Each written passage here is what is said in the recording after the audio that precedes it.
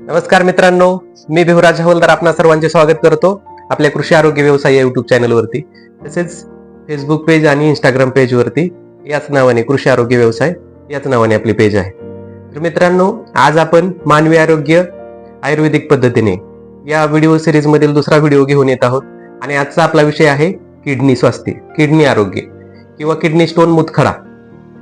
मुतखडा कशामुळे होतो, मुतखडा होऊ नये म्हणून काय काळजी घ्यायची आणि झाल्यानंतर काय उपाययोजना करायची, अशा 3 टप्प्यामध्ये आपण माहिती घेणार आहोत. तर व्हिडिओ तुम्ही शेवटपर्यंत बघा, व्हिडिओ मधून स्किप करू नका. या व्हिडिओचा तुम्हाला 100% खूप चांगला फायदा होईल. तर बघा मित्रांनो, किडनी म्हणजे हा आपल्या शरीराचा एक फिल्टर आहे, ज्याला आपण शोधणी असं सुद्धा म्हणू शकतो. किडनीचं काम काय आहे हो? किडनी काय करते? एकतर सगळ्यात महत्वाची गोष्ट म्हणजे रक्त शुद्ध करते. दुसरी गोष्ट म्हणजे जे विषकारक घटक आहेत, जे टाकाऊ पदार्थ आहेत, ते सगळे बाहेर काढायचं काम करते, जसं की युरिया, क्रिएटिनिन. आणि तिसरी सगळ्यात महत्वाची गोष्ट म्हणजे शरीरातील पाणी आणि इलेक्ट्रोलाइट्स यांचं संतुलन करायचं काम करते. ही सगळ्यात महत्वाची 3 कामं आपल्या किडनी. मुतखडा कशामुळे होतो, म्हणजे किडनी स्टोन कशामुळे होतो हे बघूयात आपण. तर सगळ्यात महत्वाचं कारण म्हणजे पाणी कमी प्रमाणात पिणे.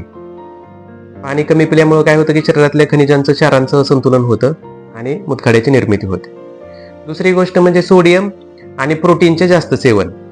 म्हणजे जसं की सोडियम, मीठ किंवा प्रोसेस्ड फूड जास्त प्रमाणात जर खाल्लं तर काय होतं की कॅल्शियम, ऑक्सिलेट आणि युरिक ऍसिडची जास्त निर्मिती होते आणि त्याच्यामुळे मुतखडे निर्माण होतात. त्यानंतर तिसरं कारण आहे अनुवंशिक कारणे.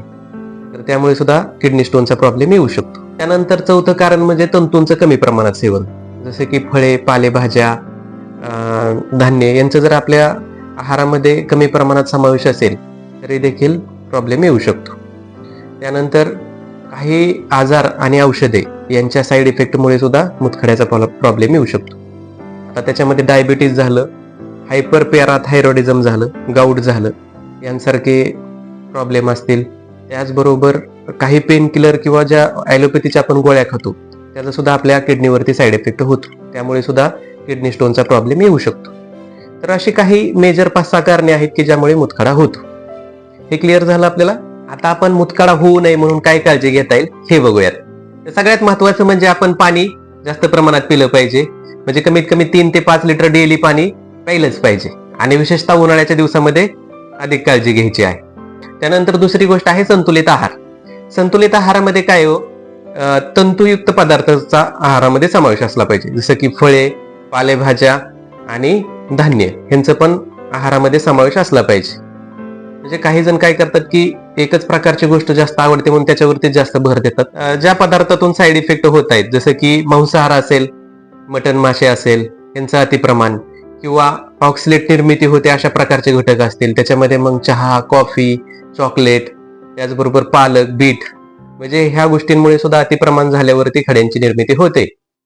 त्याचबरोबर अन्नामध्ये जर मिठाचा समावेश जास्त असेल, सोडियम किंवा प्रोटीनचं प्रमाण जास्त असेल तर त्यामुळेही प्रॉब्लेम येतो. तर त्याचंही प्रमाण योग्य प्रमाणातच घ्यायचं आहे आपल्याला. त्यामुळे आहार सुद्धा आपला संतुलित असला पाहिजे. आणि याच्या जोडीला आपण नियमित व्यायाम सुद्धा केला पाहिजे. आणि सगळ्यात महत्वाचं म्हणजे समजा किडनीशी रिलेटेड काय प्रॉब्लेम आले किंवा लघवी साफ होत नसेल, पिवळी होते, त्रास होतोय लघवी होताना किंवा त्यातून रक्त येते, दुर्गंध येते, वेदना होत आहेत, सूज आल्यासारखं वाटतंय, तर अशा केसमध्ये आपण त्वरित डॉक्टरांशी संपर्क केला पाहिजे. डॉक्टरांचा सल्ला घेतला पाहिजे, ना की आपल्या स्वतःच्या मनाने आपण मेडिकलमध्ये जाऊन तात्पुरत्या काहीतरी गोळ्या घेतल्या पाहिजेत किंवा पेन किलर घेतल्या पाहिजेत. तर असं जर केलं तर परत त्याचे साईड इफेक्ट म्हणजे आपल्याला मुतखड्याचा त्रास होऊ शकतो. तर अशा पद्धतीने आपण मुतखडा होऊ नये म्हणून काळजी घेऊ शकतो.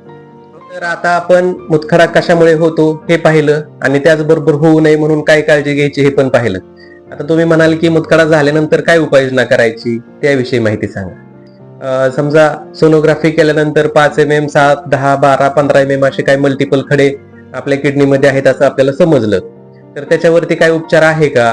तिथं ऑपरेशन न करता आयुर्वेदाच्या माध्यमातून काही औषधांच्या आधारे आपले ते खडे पडून जातील का, विरघळून जातील का, आपल्याला त्यातून आपला तो प्रॉब्लेम सॉल्व्ह होईल का? हो, आता आपण त्याच्याविषयी माहिती. मित्रांनो, जसं की आपल्या सगळ्याला माहिती आहे की गेल्या 15 वर्षांपासून संपूर्ण भारतभरामध्ये आयुर्वेदाच्या क्षेत्रातून काम करत असलेली कंपनी म्हणजे आपल्या महाराष्ट्रातील सातारा येथील धन्वंतरी डिस्ट्रीब्युटर्स प्रायव्हेट लिमिटेड. आणि ही कंपनी गेल्या 15 वर्षापासून संपूर्ण भारतभरामध्ये एक आरोग्यदायी चळवळ घेऊन चाललेली आहे. आरोग्यदायी आणि संपत्ती संपन्न भारत या मिशनवरती काम करत आहे आणि या कंपनीच्या प्रोडक्टच्या आधारावरती आपण हा किडनी स्टोनचा जो काही प्रॉब्लेम आहे तो क्लिअर करू शकतो. तर या प्रोडक्टच्या वापराने काय होणार आहे मित्रांनो, की आपले खडे विरघळून जाणार आहेत. अगदी 15 mm पर्यंतचे खडे विरघळून भुगा होऊन जातात, लघवीच्या मार्फत बाहेर पडून जातात. त्याचबरोबर काय किडनीला सूज आली असेल, वेदना होत असतील तर त्या देखील थांबणार आहेत आणि आपली लघवी स्वच्छ साफ होण्यास मदत होणार आहे. किडनी रिलेटेड अजून काय प्रॉब्लेम असतील तर त्याच्यामध्येही याचा फायदा होणार आहे. आणि सगळ्यात महत्वाचं म्हणजे हे 100% आयुर्वेदिक आहे, याचे कुठलेही साईड इफेक्ट नाहीत. आता तुम्ही म्हणाल की हे सगळं झालं पण ते औषधं काय ते तरी सांगा आम्हाला, बरोबर ना? तर आता आपण त्याच्याविषयी माहिती घेऊया. यामध्ये सगळ्यात महत्वाचं म्हणजे लिथोरिच किडनी केअर ज्यूस. तर ही 500 ml ची लिक्विडची बॉटल आहे आणि याला एक 30 ml चं कॅप आहे. तर हे या बॉटलमधील 30 मिली ज्यूस आणि 30 मिली कोमट पाणी दररोज सकाळी उठल्यानंतर उपाशी पोटी चहा नाश्त्याच्या अर्धा तास अगोदर घ्यायचा आहे. सलग 3 महिने आपल्याला हा ज्यूस घ्यायचा आहे, ज्याच्यामुळे आपले खडे लवकर पडून जाण्यास मदत होईल आणि नंतर तो प्रॉब्लेम लवकर येणार नाही. आणि त्यासोबत हे एक युटीराईट म्हणून कॅप्सूल आहे. ही 60 कॅप्सूलची डब्बे आहे. याच्यातील सकाळी एक गोळी आणि संध्याकाळी एक गोळी जेवण केल्यानंतर घ्यायची आहे आपल्याला. हे एक सुरुवातीच्या 30 दिवसासाठी घ्यायचं आहे.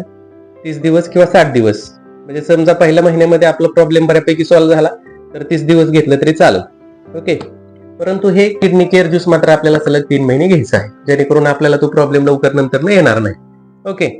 आणि ह्याच्यासोबत हे डिटॉक्सिफाय ज्यूस म्हणून आहे. हे जर आपण घेतलं तर अधिक रिझल्ट चांगले भेटतात. तर हे डिटॉक्सिफाय म्हणजे काय की आपली बॉडी क्लिनिंगसाठी काम करतं. आपल्या शरीरामध्ये जे काही टॉक्सिक घटक साठतायत, अन्न, पाणी, हवा, हे सगळे प्रदूषित झाले आणि सगळं केमिकल युक्त खातोय आता आपण सध्या. त्यामुळे आपल्या शरीरातले हे जे काही केमिकल युक्त घटक आहेत, नको असलेले, अनवॉन्टेड, ते सगळं बाहेर काढायचं काम हे डिटॉक्सिफाय करतं. म्हणजे अगदी पित्ताचा त्रास असेल, मूळव्याध असेल, मुतखडा असेल, बीपी असेल, शुगर असेल, त्याचबरोबर केस गळती असेल, स्किनचे काय प्रॉब्लेम असतील, पोट व्यवस्थित साफ होत नसेल, तर अशा सगळ्याच केसेसमध्ये ह्याचा उपयोग होतो. रेग्युलर पण यूज करू शकता, 3-4 महिन्यातून घेऊ शकता, जेणेकरून आपल्याला असे प्रॉब्लेम येणार नाहीत.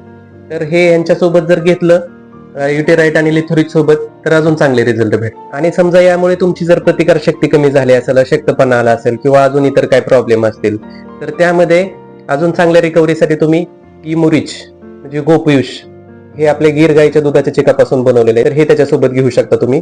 सकाळी 2 गोळ्या आणि संध्याकाळी 2 गोळ्या उपाशी पोटी अर्धा तास अगोदर जेवणाच्या. तर ह्याच्या पण वापराने काय होणार आहे की आपली प्रतिकार शक्ती वाढण्यास मदत होणार आहे, आपला अशक्तपणा जाणार आहे आणि आपल्याला त्या आजारातून लवकर बरं होण्यासाठी मदत होणार आहे. आणि हे सुरुवातीचा 1 महिना हे डिटॉक्सिफाय सारखं फक्त 1च महिना घेतला तरी चालते.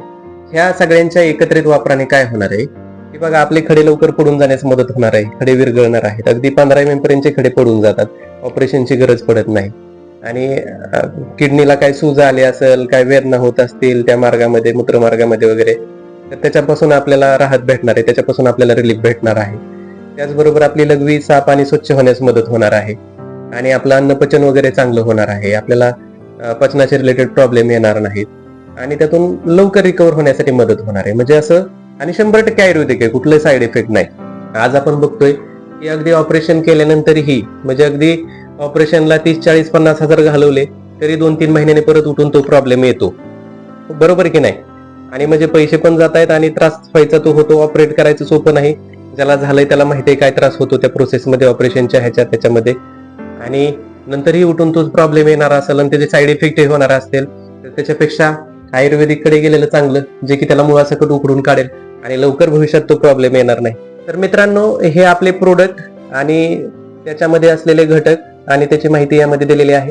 तुम्ही याचा स्क्रीनशॉट घेऊ शकता किंवा व्हिडिओ पॉज करून तुम्ही याची माहिती बघू शकता.